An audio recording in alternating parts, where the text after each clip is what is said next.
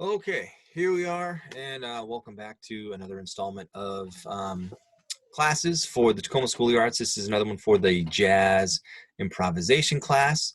We discussed guide tone lines and some different ways to practice through those. And today, well, in the last few videos, we also used as example of Paul Desmond and Jerry Mulligan using that. Was that album they did, two of a Mind, and we did the recording of what you looked in it to kind of analyze and listen to those a little bit at a pretty high level, and then talked about in the last video some basic, we mapped out like C jam blues and then the voice leading between the thirds and the sevenths and how that works through. So today we're going to do something a little bit different. What I want to do is we're going to go back to C jam blues, just a regular 4-bar or 12-bar blues, excuse me.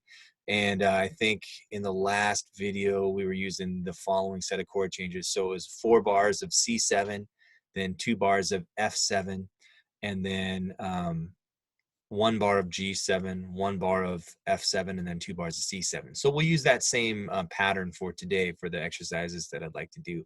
But what we're going to do today is talk about some scalar exercises, just some very, very simple patterns to get you in and working through like some scalar shapes to play. This is just one thing to practice. There's so many different things to practice, but this is just one little thing to help you get in and start working with the actual individual scales within the spectrum of a song. So so we'll do that. Let me share the screen here. I'll show you what we're going to be doing. Share, blah, blah, blah. We'll go here, we'll do this. So here are some, here's some basic, let me close the rest of the stuff. Sorry guys, bunch of stuff everywhere. All right. So here is some basic, just scalar exercises, just digital patterns. What I mean by digits is in terms of like numbers. So these are all based off of G7. So this would be the actual scale, and the chord symbol would be just G with a 7 after it. So it's a major scale with a flat 7. So all of these exercises here, each individual measure here is its own individual exercise. And we're going to apply it to each measure of C jam blues. So for example, the first measure of C jam blues is C7. Like we said, we have 4 bars of that. So I would play from C7, and this would not be G, A, B. Would it be the first 3 notes of that scale or chord, which would be C, D, E. Then I would go to F7, then 2 bars of F7, so it would be F, G, A. Then back to C7, where it would be C, D, E. Then G7, where it would be G, A, B. Right here, as you can see here, then F7, which would be F, G, A, and then C7, which would be C, D, E. So basically this first measure, this is number 1, and we're taking the first 3 notes of each scale, and we're going to play quarter note, half note for each of the individual ones through the song. So got my trusty keyboard here. So we'll start with C7. So I'm counting, thinking the time here, 1, 2, 1, 2, 3, 4. Meow, meow, meow, meow, meow, meow, meow, meow, meow, meow, meow. Now to F. Meow, meow, meow, meow, meow, meow. C. Meow, meow, meow, meow, meow, meow. And G. Meow, meow, meow. F. Meow, meow, meow. C. Meow, meow, meow. Meow, meow, meow. And that's it. So all I've done is I've taken this pattern, which is the first note, the second note, and the third note of each scale, and I'm working it through the form of the song. This is just an exercise. Is it going to make you a tremendous soloist? No, but like I said, this is just, it's one exercise to help you get in and start dealing with the chord changes, making sense of the form, and hearing the sound of the harmony through the song. So just digital patterns. The next one here, the second measure, this is basically, as you can see, it's the same thing here, but backwards in reverse. So we're going 3, 2, 1. So for C7, that would be E, D, C. For F7, that would be A, G, F. And for G7, it would be B, A, G. So let's check that out in time here. 1, 2, 1, 2, 3, 4. Meow, meow, meow. Meow, meow, meow. Meow, meow, meow. Meow, meow, meow. Meow, meow, meow. Meow, meow, meow. Meow, meow, meow. Meow, meow, meow. Meow, meow, meow. Meow, meow, meow. Meow, meow, meow. Meow, meow, meow. No problem there. So now we'll move on to the next one here, which is 1, 2, 3, 5. So, and I would say, like I've said in the other videos, you know, I'm kind of doing this on the fly in my head. If you need to write this information down to do that, that's totally fine. There's no shame in doing that. In fact, when I started doing this stuff, you know, when I was, you know, getting started many, many years ago, I would write a lot of this stuff out too, just to help me like visualize it and see it. So right now I'm seeing the initial exercise and I'm just like doing it in my head. But if you need to write it out, that's fine. Don't worry about doing that. Just do it if it helps you. So we're gonna go 1, 2, 3, 5. So for C7, 1, 2, 3, 5 would be C, D, E, G. For F7, 1, 2, 3, 5 would be F, G, A, C. And for G7, 1, 2, 3, 5 would be G, A, B, D. So let's try that out. 1, 2, 1, 2, 3, 4.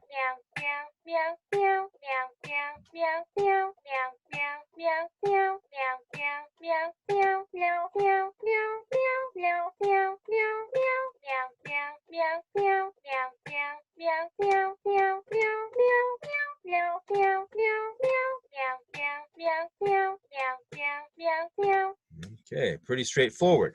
The next one, move on to the next one. Same thing, 5, 3, 2, 1. It's the same thing backwards, right? So for C7, 5, 3, 2, 1 would be G, E, D, C. For F7, we would have the set of notes would be C, A, G, F. And for G7, it would be D, B, A, G. So let's check that out. 1, 2, 1, 2, 3, 4.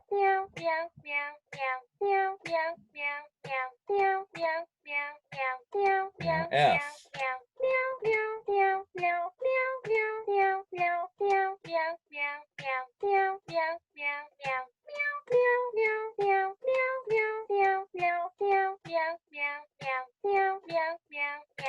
Okay, so far so good. Pretty straightforward, like I said. When we start getting into eighth notes, it's important to pay attention to the style of the song that you're practicing. So what I mean by that is if we're playing a song that swings, where we have our eighth notes going 1 and 2 and 3 and 4 and, well then when we're working on these exercises, we want to reflect that style as well. Whereas if we're playing something that's Cuban or Brazilian or rock or funk or something like that, we want to make sure that the eighth notes are straight. So basically we're thinking straight eighth notes, 1 and 2 and 3 and 4 and, versus 1 and 2 and 3 and 4 and 1. So since we're doing C jam blues and we're swinging it, I'm going to swing my eighth notes here. But just be aware that I see that a lot of times with students. Sometimes, you know, they'll get in and start working on they'll play the song, they'll play the melody swinging, and then when they get into like working on practicing this stuff, they'll start playing the eighth notes straight. So just be sure that if you're playing a swing song, swing your eighth notes when you're practicing this. If you're doing something else, then play them straight. So here we go. 1, 2, 3, 4, 5. This is for C. So the set of notes for C for 1, 2, 3, 4, 5 would be C, D, E, F, G. For F7, it's going to be F, G, A, B flat, C. And then for G7, it's going to be G, A, B, C, D. So let's try this out. I'm going to swing the eighth notes. 1 and 2 and ready, go.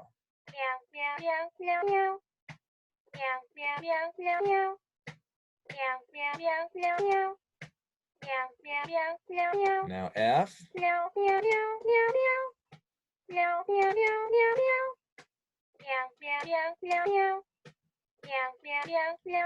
G. And F. Back to C. All right. Cool. All right, and the next one, same thing backwards. So we're doing the exact opposite. So for C7, we'd have G, F, E, D, C. For F7, we'd have C, B flat, A, G, F. And then for G7, we're going to have D, C, B, A, G. Let's try that out here. 1, 2, ready, go.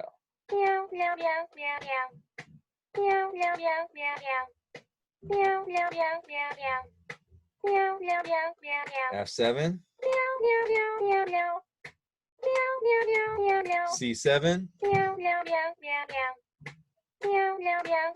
G7. F. C. All right. So, yeah, pretty straightforward here. Oh, word of advice on the next ones here when we get to doing the entire scale. This one sometimes can get a little bit cumbersome, particularly if you're like a wind player and you start running out of breath. So it's okay to slow this down I'd encourage you to slow it down. All of these, I should have probably have started this whole video by saying, you know, don't practice these things fast, particularly if you're new to doing this. Like if you're just getting into jazz and learning how to start working with chords and scales and stuff, you know, do this slowly. It's more important to practice it slowly and to not make mistakes and to play with good time than it is to go through fast and, you know, just make a bunch of mistakes. You're not helping yourself. So do these things really slowly. But more so, I would say, particularly on the ones where we have the scale for the whole measure, I constantly see, you know, when I'm working with students, this is the part that gets messed up the most because we're playing, you know, through the entire measure. So do yourself a favor and go nice and slow here. I'm going to slow down a little bit too. So here we go. 1 and 2. Oh, for C7, the notes are going to be C, D, E, F, G, A, B flat, C. For F7, we'll have F, G, A, B flat, C, D, E flat, F. And for G7, we'll have G, A, B, C, D, E, F, G. And just play through the form. 1 and 2 and ready, go.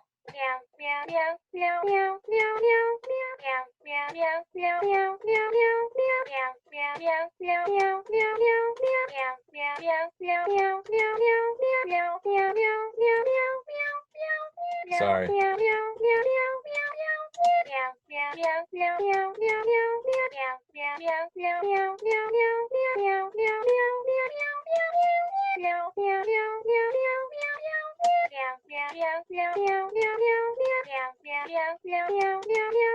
So there's our scales ascending. Now if we do the same thing, the scales going down, we'll have for C7, it's going to be C, B flat, A, G, F, E, D, C. For F7, it's going to be F, E flat, D, C, B flat, A, G, F. And for G7, it's going to be G, F, E, D, C, B, A, G. So let's try that out. And again, we want to do this slowly. So here we go. 1 and 2 and ready, go.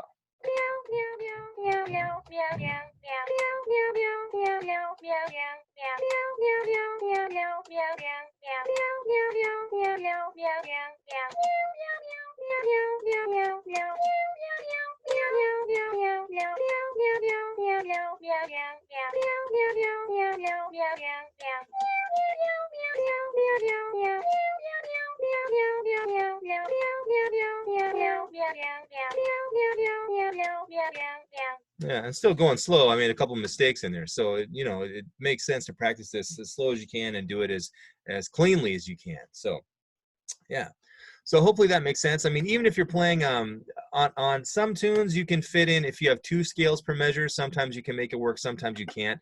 Another thing that's kind of helpful, a tool that's helpful, is if you have like, and this is more if like if you know more about jazz theory and harmony, but if you have like 2-5-1s, like a 1-bar 2-5-1, you can play that entire measure like the 2 or the entire measure like the 5. I think we may have talked about this in another video, but if you're working on something like this, like say you're working on an exercise, you can plug that in.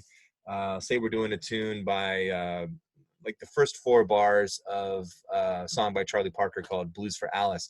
The chord progression is you have a measure of F major, then half a measure of E half diminished, half a measure of A7, half a measure of D minor, half a measure of G7, half a measure of C minor, half a measure of F7. So if you try to cram in all of those scales to do something like this exercise here, it's not going to work out so well. It's kind of a bloodbath unless you practice it incredibly slow.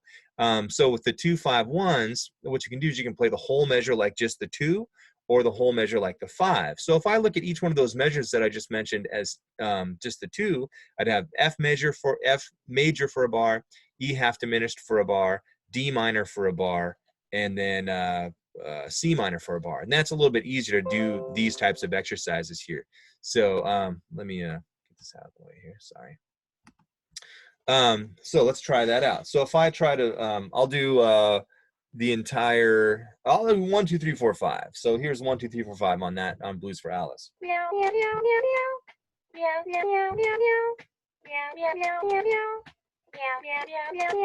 Now that makes it a lot easier because if I tried to play all the scales that were in there, da da da da da da da da da da da da da da da da da da. I mean, you're playing a ton of stuff in a bunch of 16th notes, and it can get really sloppy and messy. So that's just one little smaller little like helpful trick that you can use to you know, make it so that it's not so crazy like trying to fit in all these scales into one measure, because you don't have to. It makes your job a lot easier. So Anyways, I hope this stuff has been helpful. Feel free to work through these. And again, these things here are just intended to be like practice aids. It's a simple scalar exercise kind of thing that you can do. Each one of these measures, like I said, is its own exercise.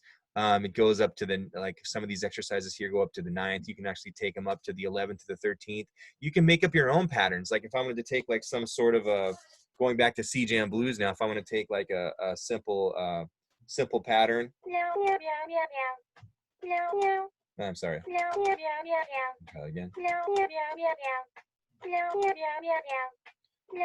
Now F.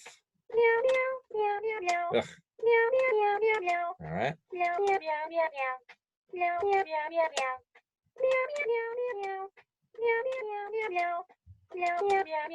So I'm using at this point, it's more of like a scalar or digital pattern. It's the same set. That was like 4, 5, flat 3, 3, 1. So it could be anything. So this is just the basic way to get you into doing that. So hopefully it makes sense. If for some reason some of this doesn't make sense or you have questions, feel free to get in touch, shoot me an email and let me know what's going on and I'll help you if I can. So other than that, hope you guys are all doing well. Hope you're enjoying practicing at home. Good to virtually see you, I suppose. And I'll talk to you later. All right, bye.